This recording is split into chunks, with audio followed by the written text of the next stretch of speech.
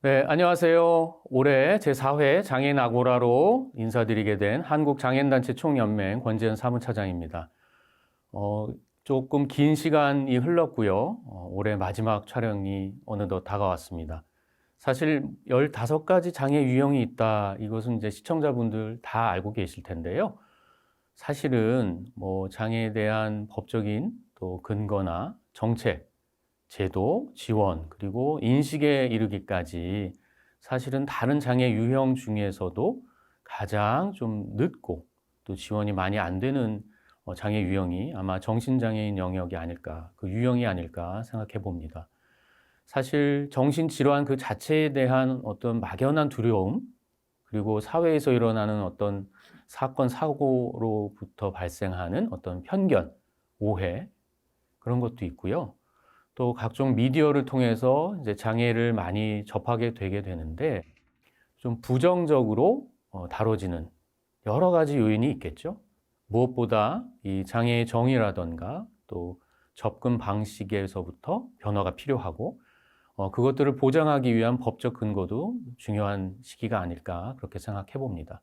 사실 어려운 자리일 수도 있지만요. 바쁜 시간 또 소중한 네 분 오늘 모셨어요. 알고 계신 분들 많으실 텐데요. 얼마 전에 종영한 또 OTT에서 정신병동에도 아침이 와요 이런 드라마가 또 유행을 했었죠.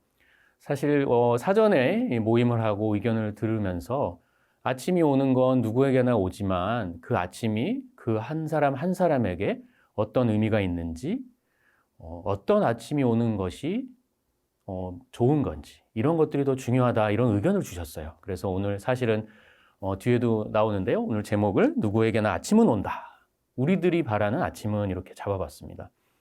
오늘 어려운 걸음 해주셨는데요. 네 분 모시고 정신질환 또는 정신장애를 가지고 살아오신 과정 그리고 지금 앞으로의 살아갈 이야기들을 솔직하게 나누실 수 있는 그런 자리를 마련해 보고자 합니다. 그래요. 아까 이제 제가 서두를 열었지만 어려운 자리일 수도 있고 또 필요한 자리일 수도 있고 그렇죠? 그리고 얼마나 우리 네 분의 말씀을 편하게 잘 하실 수 있게 제가 진행을 할지 좀 걱정은 되지만 그래도 저희 주어진 시간에 충분히 이렇게 말씀 편하게 하실 수 있는 시간이었으면 좋겠다 이런 생각을 다시 한번 해봅니다. 일단 현재 하고 계시는 일들이 대부분 우리 정신장애인 분들을 위한 또 동료로서의 활동을 많이 하고 계시니까요. 하고 있는 일을 중심으로 해서 나를 피하라는 자기소개를 먼저 좀 요청드릴까 합니다. 그리고 더 가능하시면 오늘 이렇게 나오기로 결심하신 계기라던가 어떤 얘기를 좀 많이 했으면 좋겠어요. 소감도 좋고요. 우리 한결님부터 그럼 일단 순서대로 일단 자기소개 먼저 좀 부탁드릴게요. 네, 저는 소개받은 이한결이고요. 조현 정동장애 진단을 받고 현재도 약물을 복용하고 있습니다. 그리고 약물 부작용에 시달리고 있는 한 사람인데요. 저는 주로 송파 동료지원 쉼터에서 그 위기 상황에 계신 당사자분들을 지원하는 역할을 하고 있습니다. 그래서 아마 지금 시청하시는 분들께서 위기 쉼터, 동료 지원 쉼터에 대해서 잘 모르실 것 같아서 제가 소속되어 있는 기관에 대해서 잠깐 설명을 드리자면 그동안 저희 정신질환, 정신장애를 경험하는 분들이 지역사회에 계시면 대부분 다 입원을 해야 되지 않을까 이런 생각들을 많이 하십니다. 실제로 저희가 이용할 수 있는 서비스도 입원 중심으로 되어 있는 것도 사실이고요. 근데 사실 정신질환, 정신장애 경험하시는 당사자분들의 목소리는 입원을 하지 않더라도 잠깐 쉴 수 있는 곳, 그리고 내가 겪는 어려움, 정신적 상태, 정서적 고통에 대해서 진심으로 공감해주고 지지해줄 수 있는 그런 공간이 필요하다는 이야기를 많이 주셨습니다. 실제 작년부터 송파에서는 운영을 하고 있는 동료지원 쉼터 같은 경우에는요, 최대 2주간 머무시면서 그 안에서 당사자가 원하는 욕구와 선호에 따라서 필요한 서비스들을 지원을 합니다. 다양한 서비스들을 지원을 통해서 다시 정신장애, 정신질환 당사자분들이 지역에서 복귀하여서 살아갈 수 있도록 지원을 하는 역할을 하고 있습니다. 네, 그래요. 요즘에 지역사회에서의 삶 얘기를 많이 하죠. 장애 유형을 떠나서. 누구나 그게 당연한 거잖아요. 지역사회에서 함께 살아갈 수 있는 그 환경을 만들어야 된다. 사실은 예전에 어떤 시설 또 예산 어떤 전달책에 이런 중심으로 많이 얘기했다면 유형별로도 지금 지역사회의 삶 얘기를 많이 하고 있습니다. 물론 다른 유형에 비해서 아직 가야 할 길이 좀 멀다고 느껴질 수 있겠지만 일단 동료로서 함께 힘을 모으고 이렇게 지지할 수 있는 거기서부터 출발하는 그 역할을 하고 계신 것 같아요. 우리 석철님 소개 한번 멋지게 한번 해주시죠. 네, 안녕하세요. 저는 알코올성 우울 진단을 받았고요. 현재는 그 송파 정신장애 동료 지원 센터랑 한국정신장애 연합회에서 활동을 하고 있습니다. 저는 저를 간단하게 소개를 하자면 저는 지역사회에서 정신장애인과 비장애인들이 동등한 권리를 가지고 자기결정권을 행사하면서 살아갈 수 있는 환경을 만드는 데 역할을 하고 있고요. 제가 주로 하는 거는 정부와 싸우는 역할을 하고 있습니다. 저도 몇 번 뵀죠. 네. 네, 그래서 이렇게 영상 여기 촬영을 하게 된 계기는 이런 매스컴이나 이런 그런 영상에서 좀 작게나마 이제 정신장애 당사자에 대한 처해진 환경, 그리고 앞으로는 어떤 지원이 필요한지에 대해서 좀 얘기를 하고 싶어서 이렇게 촬영을 허락을 하게 되었습니다. 예, 맞습니다. 사실은 이제 저희 아고라 촬영할 때 항상 출연 섭외를 하고 사전에 이렇게 의견을 나누는 기회가 있잖아요. 근데 모든 분들 대부분이 하고 싶고 하면 할 얘기 많다 그러시죠. 근데 오늘 네 분은 특히나 더 우리 사전에 한번 뵀을 때 할 말은 많죠. 할 말 너무 많아요 하셨어요. 그래서 사실은 약간 걱정은 됩니다. 저희는 주어진 시간이 있긴 하죠. 그래서 여러분이 주어진 시간 안에 압축해서 밀도 있게 말씀 나누셨으면 좋겠습니다. 저도 또 진행을 그렇게 해볼게요. 우리 성희님 멋지게 네. 한번 또 소개 부탁드립니다. 네, 안녕하세요. 저는 광주광역시 정신건강복지센터에서 자립재활지원팀의 그 정신장애 동료 지원가로 근무를 하고 있습니다. 광주 지역에 대표되는 정신장애인 대표로서 굉장히 자부심을 가지고 있고요. 좀 제 행동에 대해서 조금 책임감을 가지는 그런 자리에 있는 것 같습니다. 저는 20대 초반부터 그 직장을 잘 많이 떨리네요. 잘 다니지 못해서 어려웠는데 우울증을 비롯해서 환청 경험까지 하기까지 그런 환청 경험을 통해서 조현병으로 지금 병명을 가지고 있는 당사자입니다. 그리고 광주 지역에 정신장애인 자립생활센터를 세우고 싶어하는 그런 마음으로 활동하고 있는 당사자이니까 오늘 이 시간을 통해서 광주 지역에도 서울처럼 좀 지원을 받으면서 일할 수 있는 그런 체계가 될 수 있도록 많이 응원해 주시고 저도 열심히 일할 것을 약속드립니다. 네. 사실 시작하기 전에 걱정 많이 하셨는데 제일 멋지게 아주 그냥 포부까지 얘기해 주셨어요. 사실 거의 마무리 때 앞으로의 계획이나 포부를 여쭤볼까 했는데 드릴 말씀이 많습니다. 그렇죠. 네. 일단은 광주에 지금 흔히 얘기하는 장애인 그 자립생활센터 그게 아직 제도화되어 있거나 이렇게 지원받지 못하시는 상황인 것 같고 그 명확한 꿈과 또 계획을 갖고 계신 것 같아요. 그래서 그런 것들을 통해서 지금 기회가 되는 한에서의 활동을 하고 계신데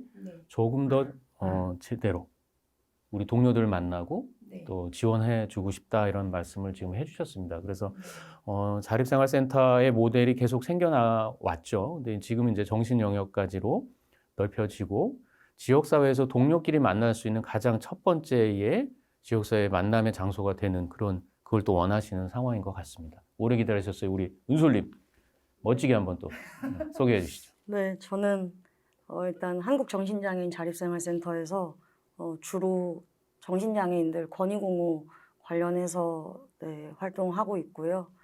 저는 저를 소개할 때 진단 컬렉터라고 소개하는데요. 저는 우울증, 불안장애, 공황장애, 경계선 인격장애, 양극성 정동장애, 급성 조현병까지 이제 현재 진단을 받은 상태이고요. 지금 현재 활동하는 거 말고도 이제 석사 졸업 앞두고 있는데 이제 내년에 박사까지 진학을 해서 제가 이제 진단이 많은 걸 항상 말씀드리고 소개하는 이유가 정신장애 당사자들이 되게 무능력하다라는 어떤 사회적인 인식이 되게 팽배해 있는데 그렇지 않다라는 걸 좀 보여주고 싶은 마음에 이제 내년에 또 진학까지 같이 하면서 권익공호 활동도 같이 병행하면서 그렇게 할 마음입니다. 네, 네, 좋습니다. 사실은 이제 중간에 또 이제 얘기하다 보면 나올 것 같아요. 이 어찌됐든 현재 사회에서는 어떤 질병, 질환으로 일단 접근을 시작하고 그것들이 반복적이냐 고착화됐냐로 장애 등록 여부를 뭐 확인하는 현재 뭐 상황이잖아요. 그러다 보니 병에 대한 진단과 처방과 관리 측면에서 한 개인 개인의 특성이나 상황을 잘 고려해서 접근하느냐를 지금 이제 많이 얘기하게 되는 거죠. 그게 바로 복지 서비스가 되고 추가적인 서비스가 되는 거죠. 뭔가 판정해서 약을 처방하는 것뿐만이 아닌 방식으로 접근해야 된다. 지금 말씀을 주셔서 아까 진단 컬렉터 그 말도 자조적으로 이제 하신다고 말씀 주신 것 같고 그 나온 김에 그 논문의 혹시 주제도 그러면 조금 여쭤봐도 될까요? 지금 석사 논문 네, 말씀 주셨는데 저는 이제 정신장애인의 장기 지속형 주사제 경험에 대한 연구인데요. 관련된 연구네요. 네, 네. 그 지금 국내에서 그 약물의 경험을 중심으로 한 연구가 거의 별로 없어요. 약물 경험보다도 약을 반드시 먹어야 한다. 어떤 약물 담론에 의한 어떤 의료계의 논문들만 되게 많이 있고, 특히 장기 지속형 주사제 같은 경우에는 외국 논문들도 포함해서 주사를 맞아야 한다. 아니면 뭐 주사가 부작용이 있으니 잘 개발해서 맞춰야 한다. 결론적으로는 주사를 맞아야 한다로만 가고 있어서 실제로 그 주사를 맞는 경험을 하신 분들은 어떤 삶을 살고 있는지에 대해서 좀 질적으로 그런 연구를 진행하고 있습니다. 요즘에는 논문 쓰고 그러면 검색이 다 되잖아요. 지금 막 홍보를 막 제가 해드리겠습니다. 나중에 논문 완성되면 박수를 한번 쳐주세요. 예, 지금 딱 홍보 정확히 들어갑니다. 예, 논문이 다 완성되시고 나중에 검색해 보실 수 있으니까요. 관련된 자료 또 앞으로 계속된 소통의 기회에 또 시작점이 됐으면 한다는 또 작은 생각을 또 해봤습니다. 자, 그러면 이제 한 번씩 간단히 소개를 들어봤는데 어떤 것부터 얘기를 드려야 될지 참, 예, 할 얘기가 너무 많다고 하시니까. 일단은 우리가 흔히 저희가 이제 아고라의 주제나 취지를 설명드릴 때 당사자 얘기는 당사자가 제일 잘 알아가 사실은 모토다, 취지다 이렇게 말씀드려요. 그리고 물론 법, 제도, 정책 여러 분야에 있어서는 전문가도 필요하고 영역에 따라 그게 있겠죠. 근데 오늘 이 아고라에서 모시는 가장 큰 취지, 이유 이런 거는 경험, 그 나의 이야기가 가장 기본입니다. 그래서 지금 첫 번째 이렇게 얘기를 풀어내는 데 있어서는 가장 나로부터 생겨난 경험부터 조금 이렇게 소개를 해주시면 어떨까 싶어서요. 얘기해 주실 수 있는 부분 안에서 내가 지금의 뭐 아까 말씀드린 질환이든 진단이든 그거를 인지하는 과정 또 여태까지의 시간 다 다르시잖아요. 네 분 다. 뭐 그런 얘기를 포함해서 그랬을 때 가장 가까운 가족이나 친구나 이런 지인 아니면 전혀 모르는 이런 사회에서 만나는 분들의 상호작용이 있으셨을 것 같아요. 그걸 처음 인지하는 과정 중에 겪었던 긍정의 경험, 부정의 경험 다 괜찮지만 아마도 긍정보다는 부정적인 경험이 크셨을 거라고는 짐작은 되지만 긍정의 경험도 좋습니다.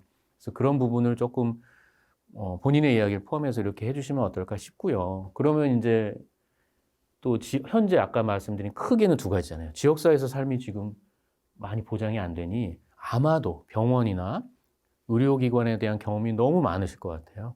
그래서 그런 또 경험 이렇게 하나씩 얘기해 보면 어떨까 싶어서요. 일단은 장애나 지금의 질환을 뭐 인식하시는 과정이나 경험들을 좀 소개해 주셔도 좋고 그랬을 때 가족이나 지인 또 주변에서 이렇게 겪으셨던 얘기를 조금 소개해 주시면 어떨까 싶거든요.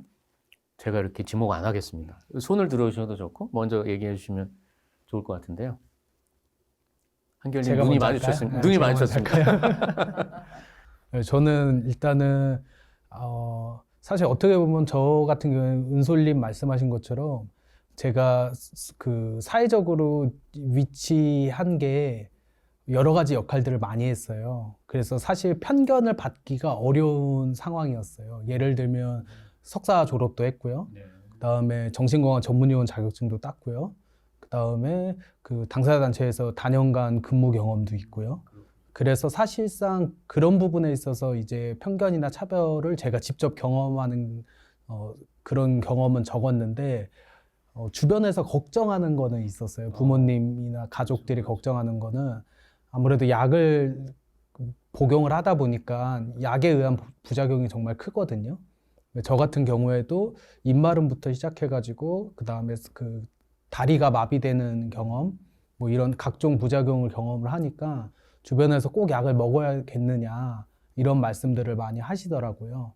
그래서 이제 주치의 선생님하고 상의를 드려도 아마 대부분 당사자분들이 비슷하실 텐데 그러면 부작용이 있으니까 부작용을 개선할 수 있는 약을 더 주겠다 해서 지금 약이 계속 늘어나고 있는 상황이거든요. 그래서 그런 그 어떻게 보면 사회적 관행이죠. 그동안 정신장애, 정신질환을 경험하는 분들이 호소했던 어려움들이 쉽게 의료화되고 의료 영역 안에서 다루어지는 것들 때문에 당사자의 삶을 제대로 이해하기 어려운 상황에 이르렀다고 생각을 하고요. 그것과 관련해서 이거는 제 경험이었고요. 그 외에 이제 참 많죠. 그 제가 들은 것만 해도 최근에 뭐 서현역 사건이다, 뭐 이런 그 안타까운 사건들이 많잖아요. 그리고 또 근래에는 안인득 씨 관련해 가지고 법원에서 국가소송에 대해서 배상할 것을 이제 인정을 한 부분도 있는데 그런 사건 사고가 있을 때마다 피해를 직접적으로 보는 건 정신질환 및 정신장애 당사자분들이세요. 예를 들면 고용을 유지하다가 그런 사건이 터지면 혹시 너도 그런 거 아니야? 하는 그런 고용주의 마음 때문에 취업으로 연결이 됐다가도 중단되는 경우도 많고요. 그다음에 그런 사건 사고들이 보도가 되니까 아무래도 정신장애인 분들을 고용을 아예 안 하려고 하죠. 실제로 통계를 보면 다른 장애 유형에 비해서 저희 정신장애 영역이 굉장히 낮습니다. 취업률도 낮고 그다음에 근속 유지율도 낮고 그러다 보니까 자연스럽게 기초생활 수급권자로 전락하는 수순을 밟고 있는데 참 이런 안타까운 현실이 많습니다. 그래서 뭐 아마도 처음에 당장은 가족, 그렇죠? 가장 가까운 가족부터 상호작용, 경험, 그 인식을 서로 나누는 시간이 기본적으로 있으셨을 것 같고요. 근데 이제 아까 이제 약물이 지금 현 체제에는 약물이 기본적으로 우선 치료의 방법이니 부작용이 크다는 말씀 지금 해주신 것 같아요. 그런 것까지 사회에 많이 알려지진 않잖아요. 그거를 또 가족들이 지켜보셨을 거고, 가족들의 걱정이 아마 타인의 시선 이전에 우리 가족이 먼저 그런 고통을 겪는 것부터 가족의 인식부터 시작이 되지 않았을까 하는 또 생각을 해봅니다. 우리 네네 성인님. 저는 지금 50인데 1990년대 그때부터 약을 먹기 시작했거든요. 90년대. 예, 근데 그 당시에는 우울증이 심해갖고 이제 우울증으로 집에서 칩거할 때 그 당시에 이제 가족들이 제일 힘들었어요. 가족들이 저를 밖으로 내보내기 위해서 뭐 온양 온천에 데려가서 뭐 씻기는 일을 한다거나 언니 같은 경우는 직장 갔다 와서 저보고 정신병원이라는 곳을 가보라고 이야기까지 해줘서 엄마랑 같이 가서 정신병원을 갔던 기억이 나는데 그 당시에는 정신병에 대한 아무런 이야기가 없어갖고 부담감 없이 저는 갔다 왔거든요. 근데 그 정신병원 가면은 바로 하루 이틀이면 나을 줄 알았어요. 근데 그렇지 않더라고요. 병원을 가서 뭐 내 속사정 얘기도 하고 증상 얘기도 하고 이러면서 얘기만 했지 처리가 안 되는 거예요, 아무것도. 그래서 그때 겪었던 그런 마음들이 자살까지 생각하게 하는 그런 상태가 됐었고요. 그리고 오래 지나서 이제 아, 복지카드를 만들어야 되겠다 하는 시점에 제가 만들어야 되겠다는 생각보다는 부모님이 얘는 이거를 만들어줘야지 사회에 도움을 받을 수 있겠다 생각해서 했더니 이제 됐어요. 그때 정신장애 3급으로 판정이 나왔는데 저는 3번 꺾었어요. 그 복지카드를. 그래서 발급을 다시 받고 그랬는데 꺾을 때만 해도 제 병을 인정할 수가 없었죠. 그런데 3번이나 꺾고 났더니 내가 살아가는데 힘든 것이 장애가 있어서 힘들구나 생각이 드니까 그때서야 인정을 하게 돼서 생활을 그렇게 하다 보니까 변화가 있기 시작했어요. 제 병을 인정하고 난 이후에. 그래서 지금까지 오게 됐는데 진짜 가족들의 도움이 굉장히 고마웠고 지금 이 시간 이렇게 여기 있는 자리까지 오기까지가 굉장히 여러 가지 일들을 겪으면서 왔다는 생각 때문에 굉장히 마음이 지금 이렇게 복잡하다는 말씀을 드리고 싶습니다. 예, 그거를 정리해서 내놓으려니 힘드네요. 지금 정리 엄청 잘하신 거예요. 다들 금방 이해하시고 끄떡끄떡 하셨어요. 예, 감사합니다. 네, 사실 이제 아까도 말씀 나왔지만 장애를 수용이라는 얘기를 많이 쓰잖아요. 장애를 내가 인식하고 나나 주변에서 인식을 수용하는 단계가 다 필요하시고 그 정도와 시기가 다 다르실 거란 말이죠. 한 분 한 분. 우리 성희님은 좀 오래된 기억이고 예전부터의 기억으로 지금 기억하시는데 현재는 지금 그래도 여기까지 온 거에 대한 또 인식과 본인의 긍정적으로 앞으로의 계획까지 이어지는 그런 상황이신 것 같아요. 사실 뭐 이따가도 나올 수 있겠지만 아까 말씀드린 그 지금 유행했던 그 드라마를 제가 다 봤어요. 그래서 조금이라도 이해에 도움이 될까?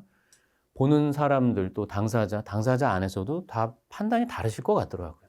근데 다만 지금 말씀 듣다 보니까 그 극 중의 주인공인 정다은 간호사란 분이 마찬가지 그 대사와 그런 에피소드를 통해서 본인이 자기가 우울증에 걸려서 입원하는 상황이 연출이 되던데 이 수용을 못 하더라고요. 그러면서 가족의 도움과 그런 과정을 아마도 성희님이 예전에 20년 넘게 전에 경험했던 것들을 소개하려고 했었지 않나? 그냥 제 생각에서는 일단 그런 생각이 잠깐 들어서 말씀드려봅니다. 그 드라마가 뭐 꼭 봐야 한다거나 뭐 모든 걸 잘했다 이런 차원이 아니라 이해를 하기 위해서는 어떤 정보를 찾아보고 사전을 찾아보듯이 사실은 요즘엔 그런 장애를 다루는 드라마가 많이 생겨나는 건 어떤 면에서는 좀 긍정적으로 볼 수 있지 않나? 잠깐 그런 생각을 했고요. 다 그런 게 다른 것처럼 우리 은솔님은 좀 어떠셨는지 또 여쭤보겠습니다. 저는 뭐 그냥 중고등학생 때부터 내가 좀 혼자 있을 때 좀 우울하구나. 근데 그게 우울한 것만 생각했다기보단 그냥 미래에 대한 고민이 좀 있구나. 혼자 생각하는 시간들이 나에겐 좀 중요하고 필요하구나 정도였던 것 같은데 근데 그 이후에 차근차근 어떤 진단 컬렉터의 과정을 겪으면서 저는 저의 상태에 대해서 좀 빠르게 수용을 한 것 같고요. 그냥 이게 나다. 그렇게 생각을 했던 것 같은데 이제 흔히 표현하는 어떤 정신증, 중증 그런 진단들을 얻어지게 된 그런 과정들에서 부모님이랑 이제 가족들한테는 좀 충격 아닌 충격이었던 것 같고요. 그리고 또 오히려 처음 병원에 갔었을 때는 부모님들이 조금 더 병원 환경을 보고 많이 놀라셨고요.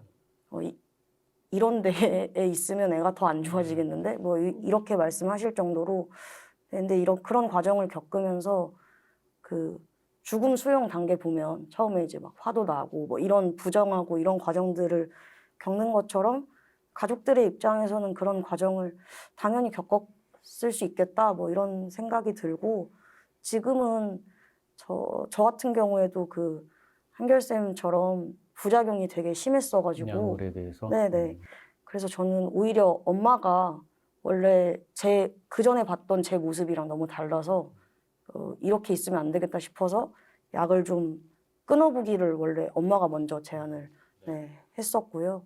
그래서 지금 현재는 약은 저는 이제 간헐적으로 정말 제가 필요에 의해서 이렇게 먹고 있습니다. 네, 네. 그리고 또 그 역시도 확실히 상황마다 다를 수 있겠군요. 혹시 뭐 친구나 지인들의 뭐 지지나 도움 이런 것도 역할이 좀 있으셨어요? 은솔님은?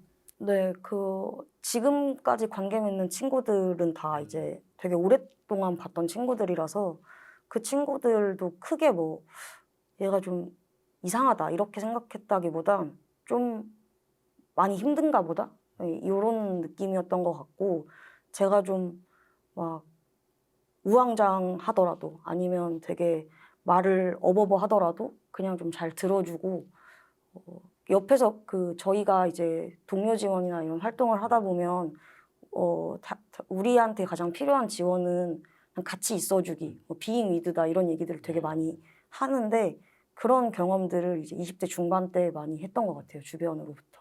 네, 또 좋은 경험이신 것 같습니다. 사실 이게 개인의 얘기고 네 분만 모시는 한계도 있는 또 형식이잖아요. 근데 이게 더 중요한 것은 영상으로 남고 이게 전파가 많이 되면 관심 있거나 내가 경험하거나 또 참고가 될 만한 분들한테 좋은 정보가 될 수 있다. 아까 논문 얘기도 주셨잖아요. 그리고 아까 한결님 제가 잠깐 놓쳤는데 논문도 쓰셨다고 한결님도 나중에 다 검색해서 네, 다른 분들이 좀 보시도록 해야 될 것 같습니다.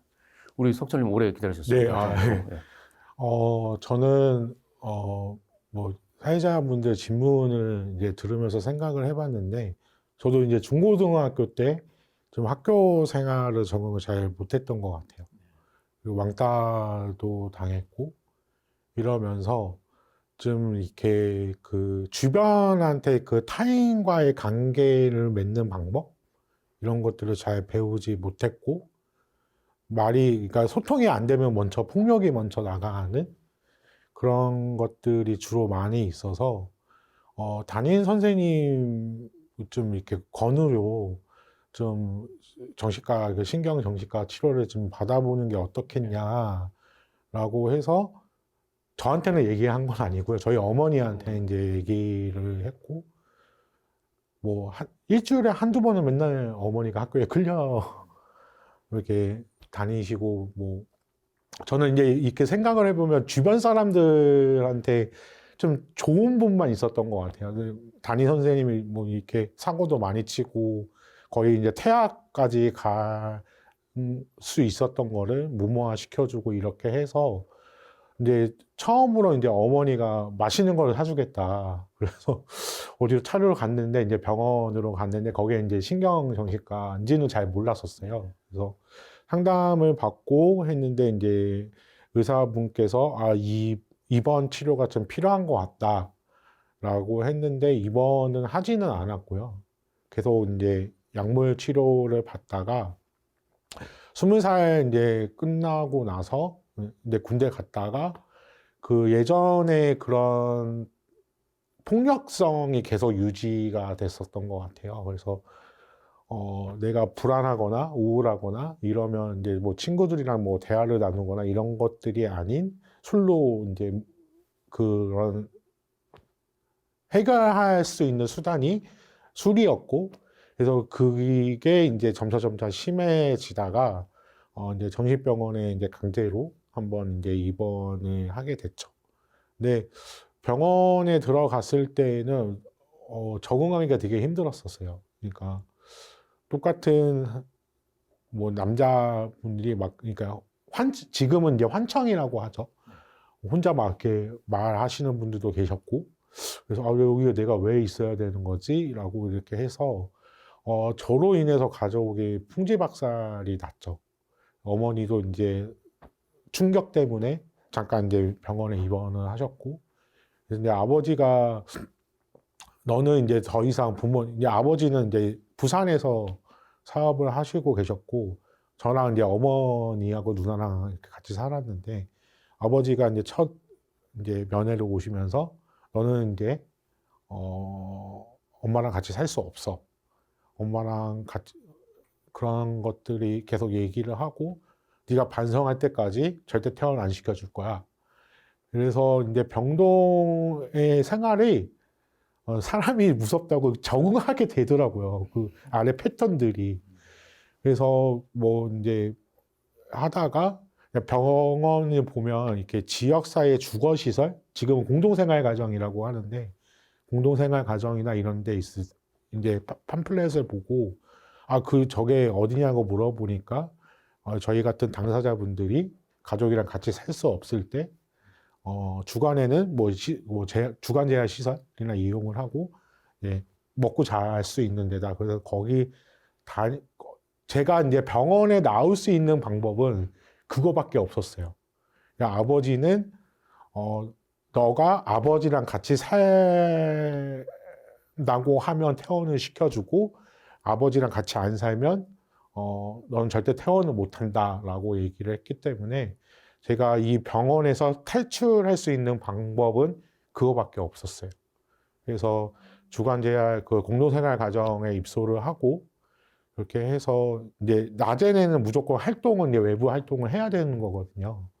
그래서 이제 중랑한우 지역 정신건강센터라고 지금은 정신재활 시설이죠. 정신재활 시설을 이용을 하면서 뒤에 좋은 사회복지사 선생님도 만났고, 거기에 관장님이 추천을 좀 해주셨어요. 이런 당사자 리더 양성 교육이 있는데 한번 좀 들어보지 않겠냐. 그래서 이제 그거를 이수를 했고, 그때는 이제 주변 제 담당, 지금도 연락을 하고 이제 종종 만나고 하는데, 그분이 너무 저한테 잘해줬기 때문에 좀 은혜를 갚아보자.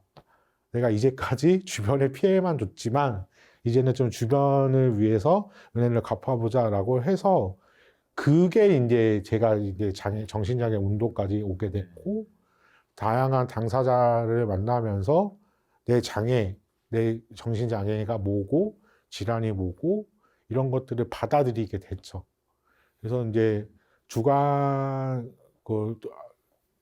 성인님처럼 저도 이제 중랑한우 정신건강센터에서 동료지원가 1기로 이제 급여를 받으면서 활동을 하면서 이 정신장애에 대한 것들을, 내 장애에 대해서 좀 수용하게 됐던 것 같습니다. 네. 그 사실 아까 1차적으로는 가족이 가장 1순위였고, 지지 체계가 반드시 필요할 것 같아요. 사실 힘든 과정과 경험을 계속 해오셨겠지만, 각자 다르시지만, 이제 학교에서 선생님 아니면 어느 정도 사회에 나왔을 때 지도자 이런 과정이나 이런 걸 인도해 준 또 분도 계시고, 그래서 지금 네 분이 사실은 구면인 분들도 계시고 처음 본 분도 계시지만 이 자리에 함께 모이실 수 있는 또 지금 상황이 되지 않았나 생각이 듭니다. 또 말씀 나누다 보니까 자연스럽게 약물 또는 이제 병원 의원 떼놓을 수 없는 또 부분인 것 같아요. 근데 사실은 어떤 한쪽에 치우치거나 당사자 개인의 상황에 고려하지 않고 또 과용한다거나 남용한다거나 어쩐 문제의식을 보자면 엄청 또 그 영역이 있을 것 같고요. 하지만 어떤 수준의 어떤 방식으로 약물 치료든 또 어떤 병 의원을 이용하면서 지역사회에서 같이 살아갈 수 있는 방법도 있을 것 같고요. 거기에 대한 의견을 좀 네 분이 그냥 각자의 생각을 좀 얘기해 주시면 어떨까 싶어요. 그러니까 무조건 약물 중심이다, 병원이 안 좋다, 나쁘다, 병동이 어쩌다 그런 것도 중요하긴 한데, 그렇다면 그것들을 어떤 식으로 조절해서 어떤 거와 함께 밸런스를 맞추면서 하는 게 좋겠다. 그런 거를 우리 시청하시는 분들이 아시는 것도 더 중요할 것 같아서요. 손 드셨습니다, 우리 석철님. 네. 저는 이제, 저도 이제 약물을 중단한 지는 한 10년 정도 된 것 같아요. 근데 저는 이제 약물보다 이렇게 활동, 취업, 이런 것들이 더 당사자한테는 효과적이다라는 것들을 제가 몸소 겪어왔고, 아까 한결님이 얘기를 했지만, 서영역 사건이나 이런 안인득 사건에 이제 발생을 했을 때 대부분 이런 사건에 처음에 접하는 거는 경찰이잖아요. 그러면 경찰에 그 사람을 진술을 했을 때 정신과 치료를 받은 적이 있냐라고 먼저 물어보고, 그거를 이제 사건 브리핑을 경찰청에서 이제 하게 되죠. 그러면 이 사람이 치료를 받은 적이 있는데 중단을 했다라고 하면 사회적인 이슈 분위기는, 그래, 정신장애인은 지역사회에서 살면 안 돼. 이 사람은 무조건 어디에 수용을 해서 관리를 해야 되고 치료를 해야 돼라는 이런 분위기로 이제 확 몰아가죠. 그래서 이제 그때 이제 서영역 사건을 봤을 때에 법무부나 이제 그에서는 사법위반을 제도를 도입을 하겠다라고 했는데 안인득 사건에 있을 때도 사법위반 제도가 나왔었어요. 근데 물론 이제 해외에서는 뭐 사법위반을 도입을 하는 데가 있지만 어쨌든 해외에서는 지역사회 인프라 먼저 구축을 하고 사법위반 제도를 도입을 했지만 우리나라는 여전히 법이 정신보건법에서 정신건강복지법으로 바뀌었지만 복지에 대한 예산은 전혀 전무하고 있거든요. 근데 저는 정부한테 한번 물어보고 싶어요. 왜 우리가 치료를 안 받았는지, 왜 중단할 수밖에 없는지, 왜 치료를 거부하는지에 대해서 정부는 한 번도 물어보지는 않았었어요. 근데 이번 서현역이나 이런 사건에 있어서 저도 이제 뭐 매스컴에 나와서 뭐 인터뷰도 많이 하고 국회의원들이랑도 이제 얘기를 많이 했지만 저는 똑같은 얘기를 했었어요. 아니, 만약에 정신병원을 진짜 호텔처럼 만들어지거나 거기 안에서 자기 결정권이 존중을 한다면 당사자가 지역사회에서 사는 게 힘들어서 나 같아도 병원에 입원을 하겠다. 근데 병원의 환경의 구축에 대해서 신경을 안 쓰고 왜 당사자가 치료에 대한 거부권의 행사를 하는지에 대해서 니네가 한 번이라도 물어봤냐라고 얘기를 했을 때 반대로 좀 생각을 해야 되지 않을까? 좋습니다. 라는 맞습니다. 생각이 아까 우리 저 은솔님 중간에 얘기 잠깐 하셨어요. 네. 우리 부모님이 병원을 데려갔는데 부모님이 더 놀랄 정도의 환경. 물론 시기, 어느 지역의 병원 이런 거랑 다를 수는 있겠지만 사실은 저희가 직간접적으로 듣고 보고 한 이 정신병동이 폐쇄병동 위주로 운영이 되고 당사자 결정권보다는 보호자나 가족에 의한 아니면 타의에 의한 입원 이런 제도나 이렇게 관심이 많은 사람들은 더 알고 있는 거죠. 그래서 지금 각자의 의견과 생각으로 쉽게 우리가 이 영상을 보시는 분들께 좀 설명하고자 하는 취지도 있는 거거든요. 은솔님 그래서 우리 아까 잠깐 말씀 주셨고 우리 석솔님 말씀 주셨지만 일단 논문도 아까 소개도 해주셨고 현재의 병원 이용, 그러니까 진료나 약물 치료도 그렇고요. 어떤 병동, 입원 병동의 현실이나 이런 거에서 어떤 걸 좀 더 개선하고 이런 거 때문에 당사자들이 힘들다를 조금 은솔님도 소개해 주시고 성인님하고 한결님도 좀 얘기해 주시면 좋겠어요. 방금 말씀해 주신 것처럼 이제 최초에 갔던 병원은 네. 많이 열악한 곳이라서 지금 현재 폐원했고요. 네네. 근데 박수 쳐야 되는데. 네, 좋습니다. 다행이네요, 다행이네요. 네. 근데 좋아요. 이제 그 이후에 갔던 병원은 그러면 시설이 좋지 않은 곳이냐? 이제 그렇지 않아요. 네. 네, 가장 좋은 병원에서 저는 또 1인실에서 혼자 되게 후이후식 했을 거라 생각이 들지만 이게 지역사회와 병원의 차이는 병원의 시설이 이제 신석철 소장님 말씀하신 것처럼 호텔급이 되더라도 그 대우 자체가 굉장히 자기결정권을 보장하지 않는 이미 시설이 아무리 좋아도 굉장히 수용적이거든요. 예를 들면 제가 이제 지금 현재는 이제 논문 예시문 통과한 상태로 이제 종심을 기다리고 있는 상황인데요. 논문 작성하는 게 제가 당사자라서가 아니라 누구나 스트레스 받는 상황이잖아요. 네, 그래서 저는 제 스스로 이게 나한테는 위기다라고 생각을 해서 이제 송파 동료지원쉼터 이제 부센터장이시잖아요. 근데 저는 이제 관악쉼터에서 일주일 동안 지내면서 논문을 썼어요. 근데 왜 그럼 병원을 가지 않고 쉼터를 이용했느냐? 병원에 가면 1인실을 이용해도 10시가 되면 자야 해요.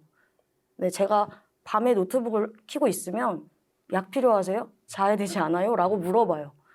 네, 뭐 개방병동이면 휴대폰을 쓸 수도 있겠지만 어찌됐건 자야 되는 시간이라고 정해놓은 그 시간에 자지 않으면 자야만 해요. 그리고 뭐 제가 스프링 노트에 되게 많은 것을 작성했다고 치면 스프링 노트의 그 스프링은 위해를 할 수 있는 도구이기 때문에 그 노트를 들고 갈 수 없어요. 그런 상황들 때문에 이제 병원에 가면 저는 논문을 쓰기 위해서, 그러니까 논문 쓰는 게 나에겐 스트레스 상황이라고 생각을 했고, 이제 일정 부분 다 쓰고 나니까 저는 이제 위기에서 벗어났지만 내가 위기니까 병원으로 갔다라고 하면 저는 또다시 많은 약물을 섭취하면서 오히려 논문 작성을 못하니까 위기가 더 커지죠. 예, 그렇게 이제 지역사회에 있으면 지역사회에 있으면 내 삶을 지속하면서 살아갈 수 있는데, 저도 이제 그 좋은 병원, 1인실 병원에 있었을 때 44일 동안 입원을 했었는데요. 그 결과 저는 이제 대학교를 1년 휴학했어야 됐고, 그러니까 계속 저는 나이는 들고 약은 약대로 먹으니까 이제 약간 약에 쩔어가지고 맹한 상태로 이제 삶을 계속 살다가 지금처럼 이제 약을 완전 간헐적으로 먹으면서 지금의 상태가 됐는데, 이제 병원에서 봤을 때 저는 굉장히 비수능적인 장기 지속형 주사제를 맞아야 하는 대상이 될 수도 있어요. 약을 잘 먹지 않기 때문에. 그런데 이제 예전에는 제가 약 때문에 힘들어요라고 말하면 그것 또한 증상이라고 생각해서 약이 늘어나는 결과였는데, 최근에 이제 병원을 가보면 그래도 이제 제 말을 좀 믿어주고 들어주더라고요, 의사들이. 왜냐하면 제가 이런 활동을 하고 있고 이런 걸 충분히 설명하고 내가 어떤 결과로 지금 이렇게 약을 간헐적으로 먹는지에 대해서 좀 구체적이고 충분하게 설명을 하니까 이게 망상이나 어떤 증상이 아니고 이들한테는 현실이구나라고 이제 받아들여주는 의사가 아주 간혹 있더라고요. 근데 그렇게 되려면 확실히 이제 저희가 활동하는 곳들이 다 자립생활센터잖아요. 근데 자립생활센터에서는 당사자 중심으로 약물에 대해서 강제성을 부여하는 게 아니라 약에 대해서 이제 같이 털어놓고 얘기할 수 있는 어떤 분위기들, 그리고 각자 너는 무슨 약 먹어? 나는 이 정도 먹는데, 이런 것들을 공유할 수 있는 분위기가 형성되면서 당사자들이 확실히 약물 관리를 스스로 어떤 주도권을 찾아와야 한다? 이런 움직임들이 좀 있는 것 같고, 그것을 같이 응원하고 지지해 줄 수 있는 게 이제 저희의 역할이 아닌가, 네. 이런 생각이 아유, 듭니다. 네, 좋습니다. 좋습니다. 우리 성희님은 어떠세요? 아까 이렇게 처음에 인식을 하고 20년도 더 된 얘기 아까 해주실 때, 근데 일단 초기에는 좀 어떤 지지나 도움을 받으시는 상황이었던 것 같아요. 그러니까 병원을 이용하셨던 그때 기억이나 지금까지 지내오시면서 또 병원 의원 또 아니면 지금의 이런 입원 체제 이런 거에 대한 또 성희님만의 생각은 또 어떠신지? 저는 그 이전에 제가 나이 40에 광주로 왔거든요. 서울에서 살다가. 근데 서울에 있을 동안은 제가 정신이 없었어요. 그러니까 병원을 다녔어도 어떤 사람의 뭐 행동이나 이런 거에 대해서 생각을 못할 정도죠. 그냥 내 생활이 안 됐었으니까. 그래서 이제 40 넘어서 광주 와갖고 입원을 먼저 했거든요. 입원을 하면서 이제 생활이 점점 잡혀가기 시작했어요. 그래서 거기서 나와서 이제 입소시설에 저는 들어갔거든요. 살 곳이 없어서.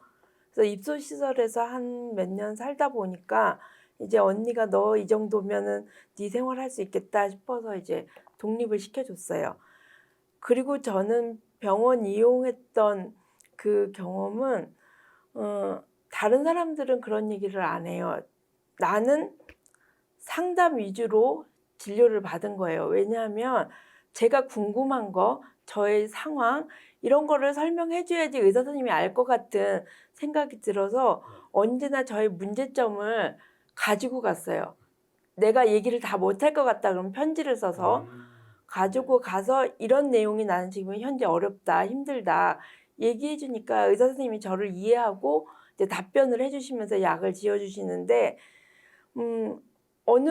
계속 갈 때마다 이런 질문을 하니까 의사 선생님이 저의 패턴에 맞게 이제 입원했을 때는 좀 잠깐 기다려 주셨다가 이제 제가 이런 문제점이 있습니다 얘기하면은 그때서부터 이제 이야기를 들어주시고 대답해 주시고 이런 상황으로 흘러가더라고요. 그래서 다른 사람들은 내가 진짜 구체적인 건 잘 모르는데 이제 상담을 많이 하다 보면은 의사 선생님이 진료비를 청구한다고 상담 진료에 대한 진료비가 나간다고 얘기를 하더라고요. 그래서 너 무슨 말을 많이 하면 안 되겠다 뭐 이런 식으로 얘기를 해요. 그래서 아니 나는 그렇게 얘기를 해야지 의사 선생님이 알고 처방해 주지 않겠냐 당당하게 그렇게 얘기를 했는데 이제 그래서 저는 상담료가 추가된 적은 없었어요. 제 질문을 들어가자마자 하고 답변을 듣고서 바로 나오는데, 그래서 어느 정도 단계에 가서 약이 스톱했어요. 그 약을 먹으면서 나의 문제점들을 해결해 나가기 시작하니까 그 약물 더 이상은 이제 필요시 약만 가끔 타먹더라도 오르지 않으니까 제가 적응이 돼서 굉장히 약이 편해지더라고요. 그래서 지금 현재 그렇게 생활하고 있는데, 예, 제가 얘기하고 싶은 거는 다른 사람들도 자기 가서 그냥 대답만 네네 하지 말고 자신의 얘기를 해서 해답을 얻어라, 이제 얘기는 하거든요. 근데 저는 제 주장은 네, 그렇습니다. 그래서 지금 두 분 얘기만 잠깐 들어도요, 그런 생각이 딱 드는 게 사실은 경험의 내용과 그건 좀 다르신 것 같아요. 그래도 입소실로도 계셨지만 나와서 병원의 의사를 만나서 상담하고 약을 처방하는 과정이 그래도 다른 분들하고보다는 조금 더 원활하셨던 것 같고, 핵심은 뭐냐면 나의 상황을 잘 누군가 이해해 주는 게 중요한데 네. 그게 또 의사셨던 거. 네네. 필요한 약만 또 필요할 때 먹을 수 있게 잘 되셨다는 게 느껴지고, 그다음에 은솔님 말씀에는 반대로 그게 필요한데 필요하지 않아 그렇지 않았던 경험을 토대로 이제 말씀을 해주신 것 같아요. 그래서 어떤 상황에 따라 좀 다르시겠지만 어찌됐든 자기 상황을 잘 맞고 내가 선택할 수 있고 행동을, 약물을 먹고 조절하는 것조차 나에 맞춰서 날 충분히 이해해주고 그 결정권을 존중해주는 약물 처방이나 병원 이용이 되면 좋겠다 말씀을 해주신 것 같고, 예, 또 그리고 성희님의 저는 경험을 또 말씀하세요. 집에서 언니가 이제 저를 이해를 못한다. 지금은 현재는 보호자가 언니로 돼 있거든요. 그래서 제가 이해되지 못하는 행동을 한다, 울기만 한다, 이러면 병원으로 보내요. 저는 병원에 가서 치료 받고 나와야 된다. 그리고 그래서 언니 앞에서는 절대 눈물을 안 보여요. 그래서 병원 안 가려고. 아이고, 예. 네. 그건 또 좀, 예, 좀 다른 얘기긴 한데. 우리 한결님 어떠세요? 이렇게 쭉 세 분 먼저 말씀 들어보셨는데, 경험도 다르고, 병원 이용해서 하고 싶은 말도 조금씩 다르신 것 같은데, 제가 사전에 뭐 말씀 나눌 때 한결님이 병원, 의원 얘기만 해도 얘기할 거 많죠? 하셨던 기억이 납니다.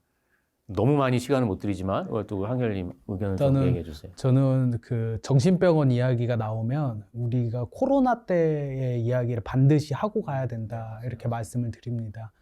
아시는 분은 아실 테지만 코로나 때 첫 사망자가 정신병원에 계셨던 분입니다. 그냥 계셨던 분도 아니고요. 40년 동안 계셨던 분입니다. 몸무게 40kg였고요. 그 해당 병원에서만 100여 명이 집단 감염이 되셨습니다. 그 중에 7분이 돌아가셨습니다. 이 현실만 봐도 정신병동 정신의료기관이 어떻게 운영되고 있는지 반증하는 사회적 지표라고 생각을 합니다. 약물과 관련해서는 저희가 지금 진화위에서도 다뤘지만 형제복지원 사건 등 성감학원도 마찬가지고요. 해당 사건을 기억해야 된다고 생각을 합니다. 실제로 그 형제복지원에 계셨던 분들 중에서도 강제적으로 약물 복용을 통해서 그 신체를 무력화시키고 화학적으로 강간에 비슷한 정도의 수준으로 인간성을 거세당한 경험들을 하셨는데요. 그 역할을 했던 게 바로 약물이었습니다. 저는 이런 얘기를 드릴 때 우리가 장애인 권리협약에 대해서 다시 한번 돌이켜서 생각을 해야 되고, 권리라는 것이 과연 무엇인가 봤을 때 정신장애 영역에서는 약물을 거부하는 것을 포함합니다. 실제로 CRPD나 WHO에서도 얘기하고 있는 게 정신과 약물, 정신과 치료보다 지역사회에서 서비스를 선택할 수 있는 것이 우선되어야 된다고 이야기를 합니다.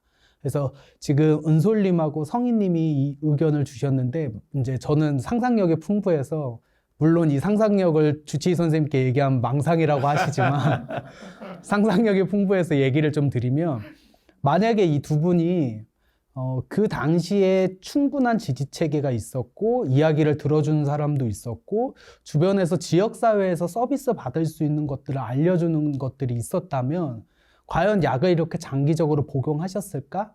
그 다음에 그 의사 선생님하고 나랑 맞는 의사를 찾기 위해서 이렇게 전전했을까? 이런 생각이 들고요. 그래서 저는 그 아침이 와요 보면 사실 그 병동 자체가 굉장히 허구적으로 묘사되어 있다고 생각을 합니다.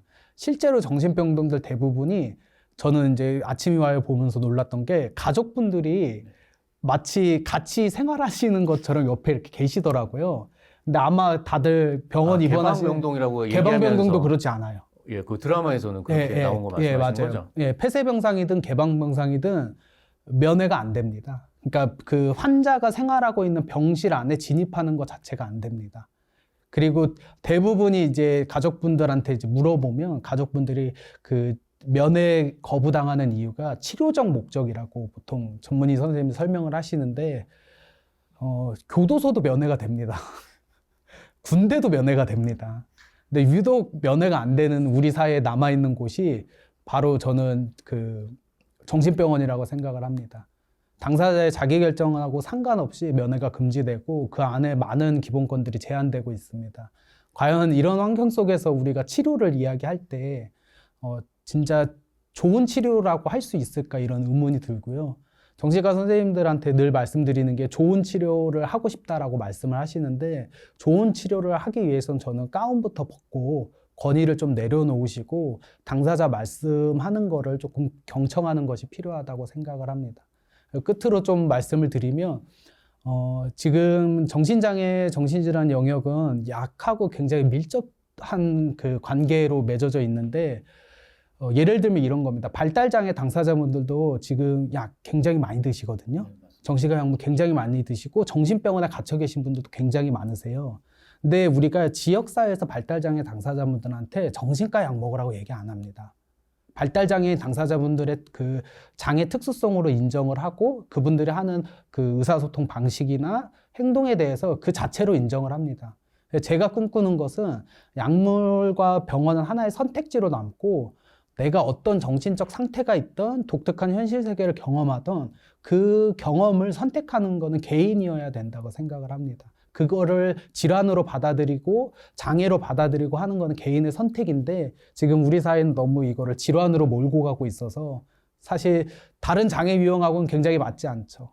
뭐 예를 들면 이런 거죠. 그 휠체어 타신 분한테 강제로 걸으라는 얘기인 거죠. 약을 먹으라고 하는 것 자체가. 저는 그런 생각이 듭니다. 네. 사실 이제 말씀을 듣다 보니까 이 시설에서 나오는 얘기를 수년간 지금 해오고 있잖아요.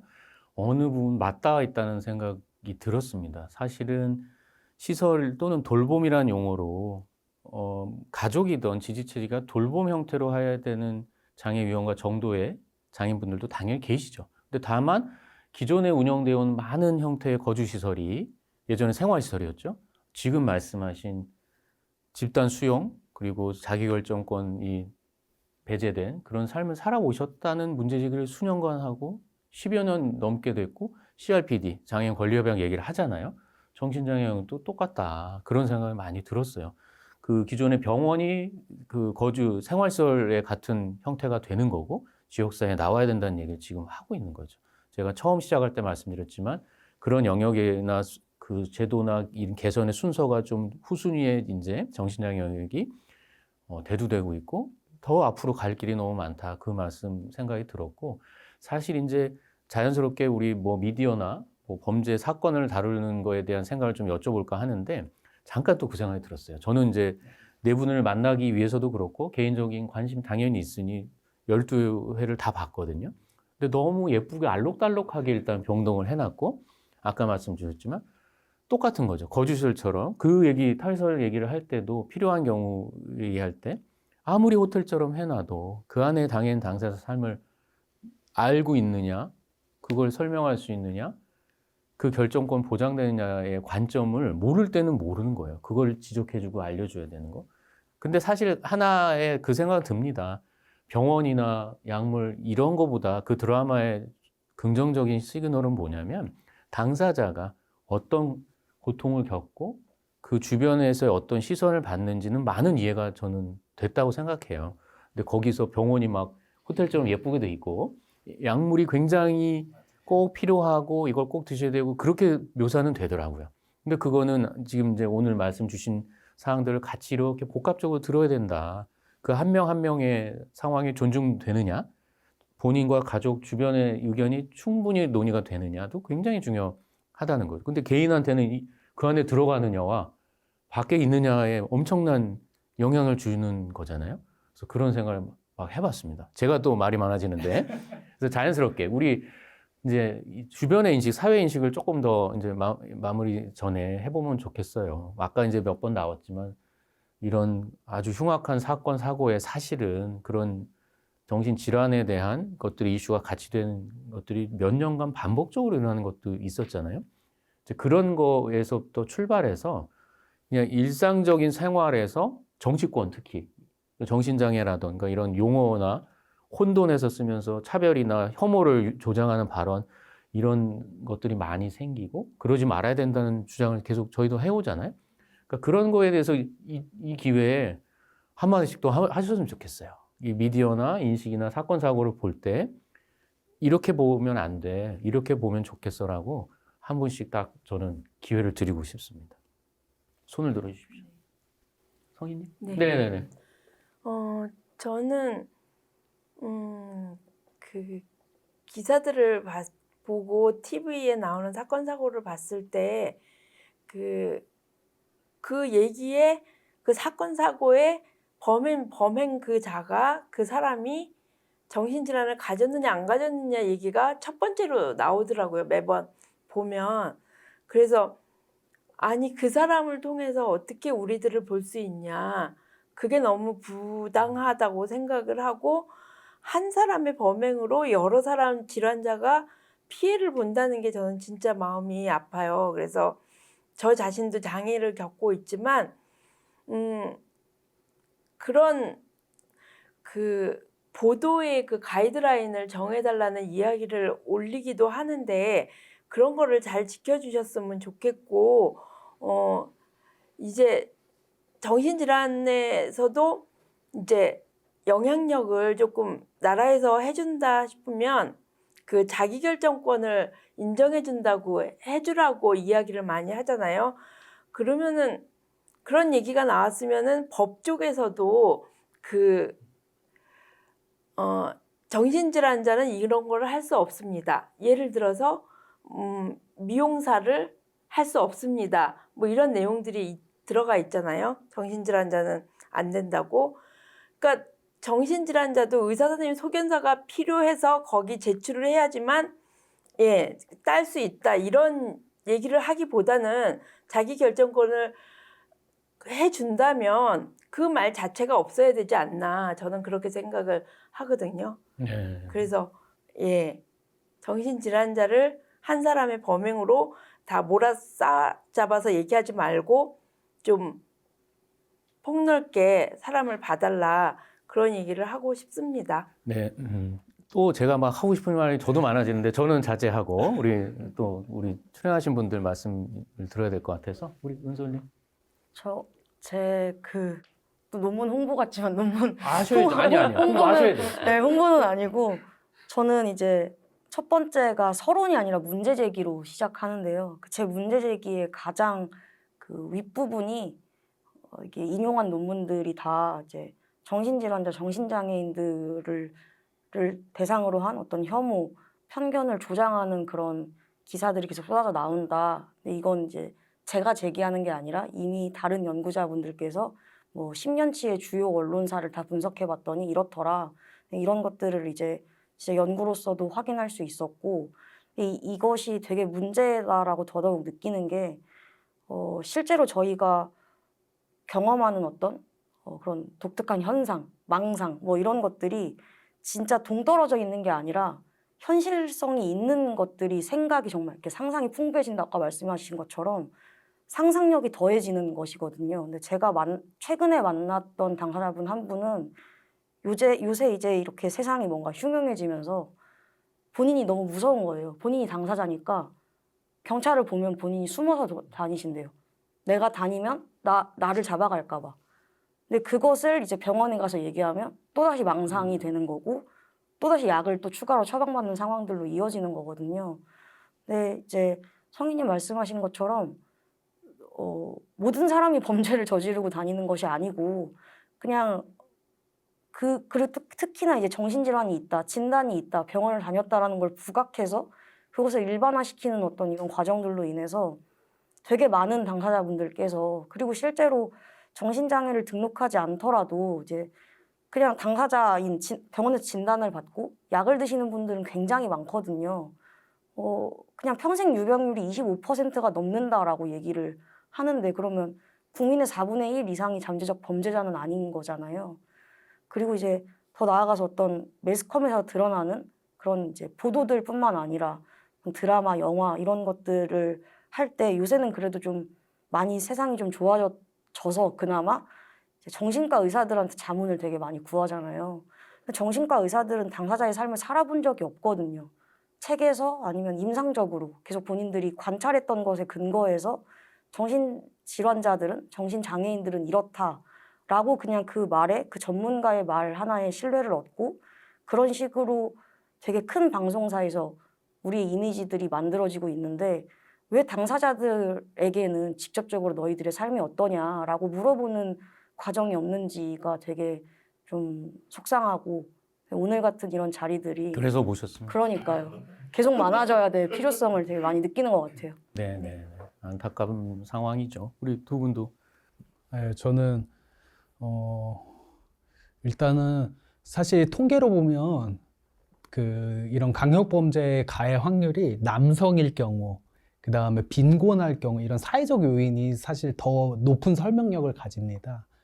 근데 이제 유독 정신질환이라고 했을 때 언론의 소재거리가 되니까 이걸 너무 악용해서 이제 마치 신격화시켜서 공포증처럼 사용을 하시는데, 굉장히 이거는 잘못됐다 이렇게 생각을 하고요. 그리고 이 기존에 저희 송파센터도 그렇고 다른 곳에서도 언론 가이드라인을 굉장히 많이 만들어가지고 배포를 한 적이 있습니다.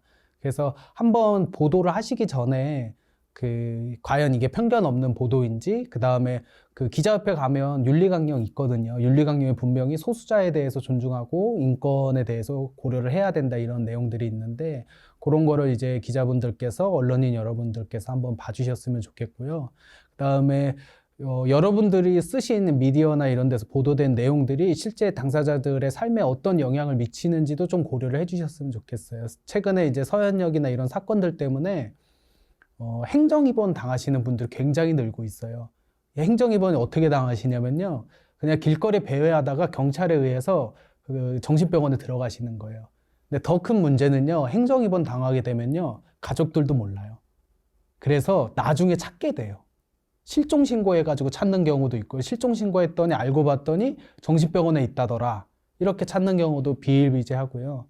그래서 이제 언론 여러분들께서 좀 그런 부분 고려해 주셔가지고 조금 좋은 보도를 써주셨으면 좋겠어요. 그리고 마지막으로 정신질환, 우리 한국 사회만 특히나 정신질환 하면 무능력하고 막 위험하고 이런 편견이 너무 가득한데, 뭐 존내 씨라든가, 우리 최근에 이제 좀 있으면 이제 크리스마스가 다가오고 있는데, 크리스마스 하면 머라이어 캐리 팝송 많이 듣잖아요. 머라이어 캐리도 조울증 당사자입니다. 사실 정신질환이 있더라도 충분히 지역사회 안에서 누군가의 기쁨을 줄 수 있고 누군가의 아픔에 함께 슬픔을 공감할 수 있는 사람들이니까요. 너무 이상하게 위험한 사람으로 생각을 안 해주셨으면 좋겠습니다. 네. 석사님. 저는 정신병동에 아침이 와요, 이렇게 매스컴에 나온다고 했을 때 가장 저는 개인적으로 또 기자회견 가서 기자회견 해야 되는 거 아닌가라는 생각을 했었는데,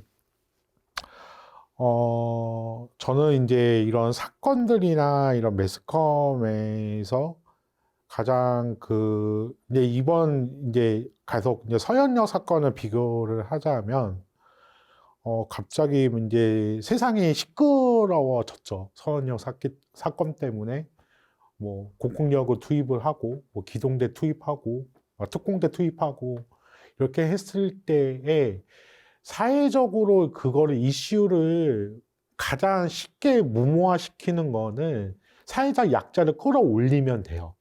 그래서 그 이슈로 그래, 정신장애인이 위험한 거야, 이렇게 이제 매스컴에서 보도하고 정치적으로 발언하고 이러면 그런 사건들은 자연스럽게 묻히면서 그래, 정신장애인들이 위험한 사람이야, 이렇게 이제 막 매스컴에서 보죠. 그리고 저는 예를 들어서 당뇨병 환자가 택시 뭐 슈퍼에서 뭐 하나를 훔쳤어요. 그럼 당뇨병 환자 슈퍼마켓에서 물건을 훔치다. 이렇게 쓰지는 않거든요. 근데 마치 정신장애인의 사건이 일어난다라고 얘기를 하면, 기사분들은 그 클릭수로 이제 먹고 사시는 분들이기 때문에 헤드라인에 강력한 그 임팩트 있는 헤드라인을 계속 이제 제목을 달고 이렇게 하는 거에 있어서 좀 엄격한 좀 정부에서 기준이 좀 있어야 되지 않나라는 생각이 들고요. 다행히 뭐 제가 뭐저 정신병도 아침에 와요는 자세히 보지는 않았지만 다행히 예, 그렇게 뭐 F20 영화처럼 그렇게 뭐 잔혹하거나 이렇게 하지는 않아서 이것도 하나의 정신장애인 편견이 뭐 아쉬운 점은 있지만 하나의 편견이 될 수도 있지 해소가 될 수 있지 않을까라는 생각이 들고 한 번쯤 제작사나 이런 것들에 아까 뭐 한결님도 얘기를 했지만 수급자가 저희가 15개 유형 중에 한 80%, 70% 정도 되거든요. 그러면 당사자의 삶의 영향력을 한번 다큐로 좀 이렇게 찍어서 좀 이런 것들을 내보내고 좀 이런 것들도 좀 반대로 좀 해보는 게 어떨까라는 생각을 좀 해봤습니다. 네 분의 말씀에 또 공통점이 다 이제 느껴지셨을 것 같아요. 근데 사실은 그 말씀하신 몇 개의 사건만 놓고 봐도 굉장히 사회적인 파장을 일으킬 만큼 경악스러운 사고긴 했죠. 근데 그럴수록 사전에 미리 그런 말씀해 주신 주의할 사항이나 이런 것들을 사회적으로 준비하고 합의해 놔서 그런 사고가 있을 때 영향이 크게 가지 않도록 준비하는 이 성숙된 문화가 중요하다. 그 말씀을 드리는 겁니다. 사실은 범죄율 뭐 통계 이런 건 이제 더 이상 얘기 안 해도 관심 있는 사람은 아실 거예요. 사고에 또 비장애인 대비 또 어떤 특정 계층 대비의 이 조현병 또는 그런 특정 사건의 당사자의 범죄율은 말할 것도 없이 훨씬 적다라기는 나오지만 이미 사회적 관심이 많은 그 사건 어떤 뉴스와 이런 것들이 쏟아지고 나서는 그런 얘기에 아무도 관심을 안 갖는 거죠.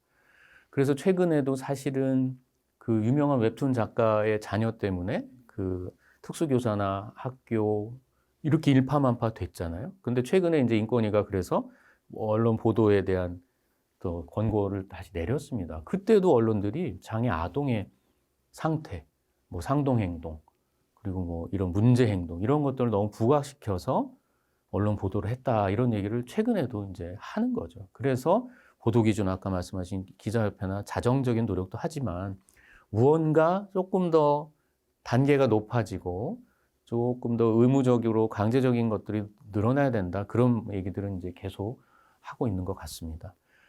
네, 뭐 시간이 참 늘 하는 얘기지만 훌쩍훌쩍 지나요. 그래서 저희가 예정된 시간을 이제 향해서 막 달려가고 있습니다. 그래서 더 많은 말씀 나누고 싶지만 이제 마지막 멘트 전에 이제 한 번에 또 얘기를 또 할 수 있을 정도 된 것 같은데 중요한 얘기죠. 여태까지 한 말씀이 어떤 귀결이 되는 내용인데 앞으로 현재부터 앞으로 정부든 또 법이든 또 지역사회에서 우리 주변의 사람이든 어떻게 가야 된다.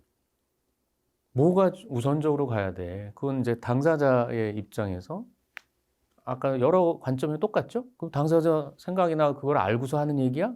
여러분께 또 기회를 드립니다. 무엇이 제일 먼저 또는 앞으로 단계적으로 계속 가야 되는지 주장을 좀 생각을 마지막으로 한 분씩 또 요청드리고요. 시간을 봐서 또 마지막 인사 이렇게 해서 마무리하면 어떨까 생각해 봅니다. 누가 먼저 하시나요? 은솔님? 네네. 우선 그 이제 광주에 서울처럼 자립생활센터가 없어서 너무 힘들다라고 말씀해 주셨는데 광주에 비하면 서울이 좀 낫겠지만 서울 또한 이제 신체 자립생활센터는 서울시에 60개지만 네, 서울시에는 이제 3개가 있거든요. 네네네. 그래서 당사자들이 갈 수 있는 낮에 우리가 갈 수 있는, 마음 놓고 갈 수 있는 이런 공간들, 지역사회의 시설들이 좀 많아졌으면 좋겠다는 생각이 들고요. 그래야 이제 병원 이외의 선택지도 당연히 늘어나는 것이고, 지금은 저희가 계속 병원 얘기를 할 수밖에 없는 게 갈 곳이 없기 때문에 병원으로밖에 갈 수가 없거든요. 근데 자립생활센터가 병원의 대안이 될 수는 없겠지만, 하지만 이제 병원에 가기 이전에 자립생활센터 아니면 일상쉼터, 동료지원쉼터 이런 다른 선택지들이 많아질수록 이제 당사자들이 선택할 수 있는 선택지가 늘어나는 것이기 때문에 결국엔 그거는 뭐 CRPD 얘기도 나오고 했지만 결과론적으로는 그냥 한 사람의 삶의 질이 그냥 그대로 바로 향상할 수 있는 길이기 때문에 이렇게 지역사회에서 갈 수 있는 곳들이 좀 많아졌으면 하는 바람입니다. 네, 맞습니다.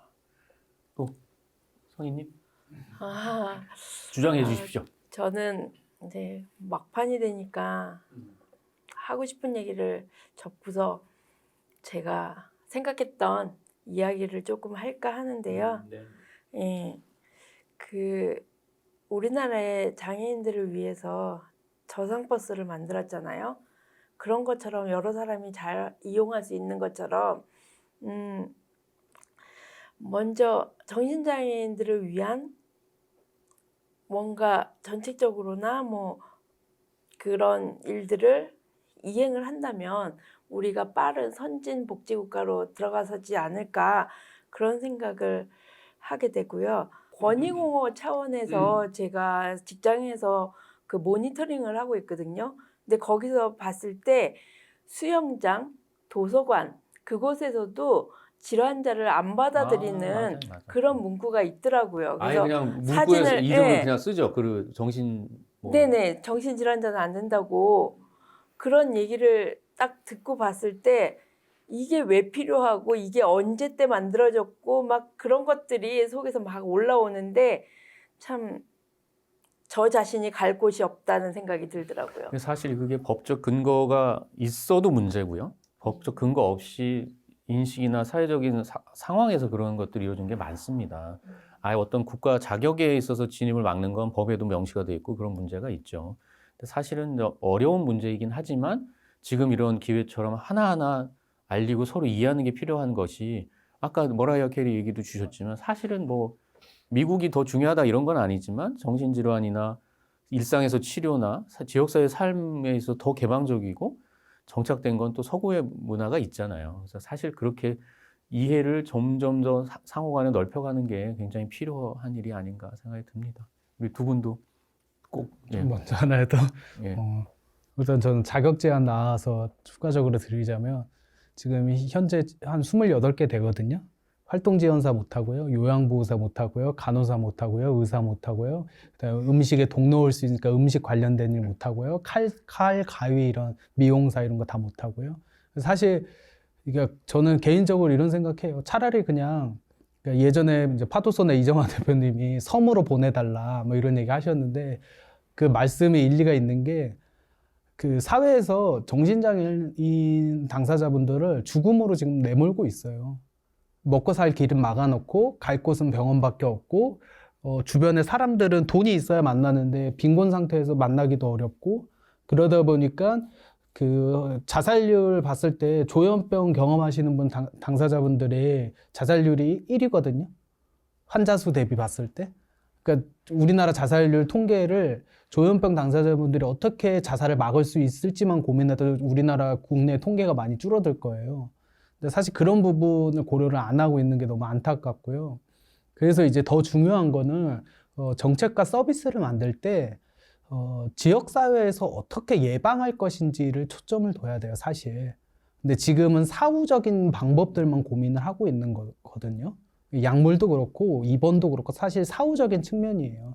내가 우울해지고 누구나 이제 불안해지고 이런 경험들을 할 수 있는데 그런 경험을 할 때 도와줄 지역사회 지지체계 인프라가 없다는 거예요, 핵심은.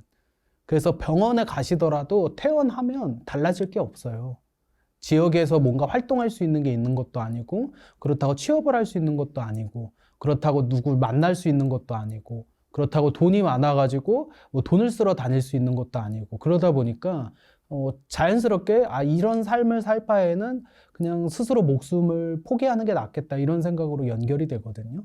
그러니까 그런 생각들이 들기 전에 우리 사회가 좀 진지하게 이 부분을 좀 해결하고 싶다면 어떻게 사회적 인프라를 만들 것인가 이런 고민들을 해야 된다고 보고요. 실제로 외국 같은 경우에는 그런 부분에 대한 고민들을 이미 선행적으로 해서 지역사회에 인프라를 만들기 시작을 했어요. 그 중에 이제 핵심적인 역할을 하는 게 동료지원가고요. 동료지원가가 굉장히 다양한 영역에서 활동을 합니다.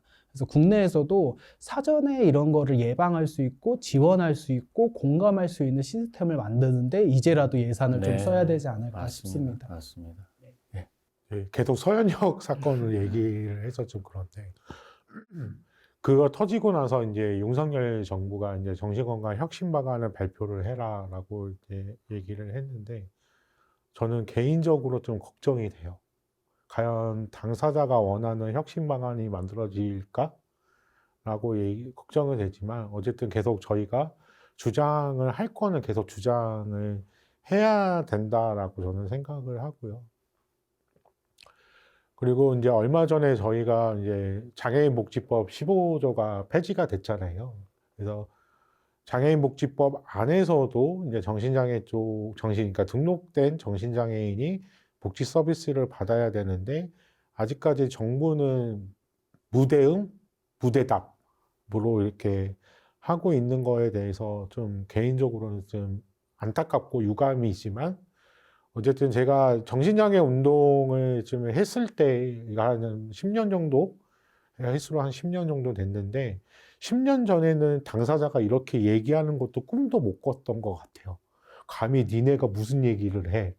근데 이제 뭐 다양한, 뭐 강주에서도 성인님이 열심히 활동을 하고 있고, 서울에서도 이제 은솔님이랑 한결님이랑 같이 저희랑 같이 열심히 투쟁을 한 결과, 이제는 강사자의 목소리는 꼭 들어야 된다라는 사회적인 분위기는 형성이 된 것 같아요. 그래서 이런 것들에 있어서 계속 목소리를 내야 되지 않을까라는 생각이 들고요. 저는 아까 CRPD 얘기를 했지만 거기에 최종견해에 보면 강제적인 약물 치료, 강제적인 약물 투여는 금지를 권고를 했었어요. 그래서 저희가 좀 이런 것들 작년에도 선택의정서에 우리나라가 기준을 했듯이 이런 것들을 국가적으로 저희가 당사자 단체에서 준비를 해서 유엔에다가 직권조사 해가지고 한번 대한민국의 정신장애인의 행태를 낱낱이 고발을 해야 되지 않을까? 그럴 때가 왔다라는 게 제 기본적인 생각입니다. 네, 네 분 앞으로 필요한 또 지원 정책이나 우선순위에 대해서 여쭤봤어요. 일단 아쉽지만 저희가 준비한 시간이 이제 거의 다 돼서 마무리를 해야 될 것 같습니다. 뭐 네 분 일단 어떠셨어요? 너무 좋았습니다. 네, 너무 시간이 부족하네요. 시간이 부족해요. 네, 제가 앞에 있어서 하시는 말씀 아니시죠? 네. 다음에는 좀 정부에서도 좀 와가지고 얘기도 하고 이러면 좋을 것 같아요. 네, 사실은 이제 지금 현재 아까 뭐 기회 될 때 밝히신 앞으로의 활동의 중점 사항과 본인의 계획은 짐작이 가시리라고 보여집니다. 이 방송을 쭉 보신 분들. 법으로 할 수 있는 게 있고요. 아까 말씀처럼 정부와 국회와 싸워서 할 수 있는 것도 있겠죠. 또 지역사회 안에서 당장 동료들과 더 많은 만남과 내가 할 수 있는 역할을 찾을 수 있는 것도 있을 것 같습니다. 지금 있는 네 분은요, 어느 자리 어디에 있어도 각자의 역할을 오늘 이후에도 놓지 않고 노력하실 거라는 것만은 확실하다. 그런 생각을 좀 해봤고요. 하나 더 죄송한 건 말씀 주셨지만 시간을 충분히 못 드려서. 근데 매회 그래요, 매회. 그래서 그건 정말 양해를 드리고 제가 여러 네 분을 대신해서 앞으로 계획과 포부를 설명드린 걸로 이제 마무리를 좀 해야 될 것 같습니다. 끝으로요, 제가 사전에 어떤 말씀을 좀 하고 싶으실까를 여쭤보는 과정이 있었잖아요. 그때 제 기억에는 한결님이 말씀해 주시고 적어주신 내용 같은데 제가 그걸 좀 인용을 하려고 적어왔어요. 정신건강 영역에서 중요한 회복, 리커버리란 개념은 증상의 완전한 소거를 의미하지 않음을 기억해야 합니다. 회복은 삶의 통제권을 되찾는 과정입니다. 비선형적으로 이루어지는 개개인의 회복을 잘 지원하기 위해서는요, 당사자의 개별적인 서사에 주목하고 지원할 수 있는 체계를 구축해야 합니다라고 우리 한결님이 말씀해 주셨어요. 모든 것을 함축한 내용인 것 같아서 끝으로 소개해 드립니다. 오늘 이 시간이 다름을 이해할 수 있는 또 다른 작은 시작점 계기가 되었기를 바라면서요. 올해 제4회 장애인 아고라 마무리하겠습니다. 내년에 좋은 모습으로 다시 또 찾아뵙도록 하겠습니다. 오늘 출연해 주신 네 분 모두 너무 수고하셨고 감사했고요. 우리 스태프분들 수고하셨습니다. 내년에 또 다시 뵙겠습니다. 감사합니다. 감사합니다. 감사합니다.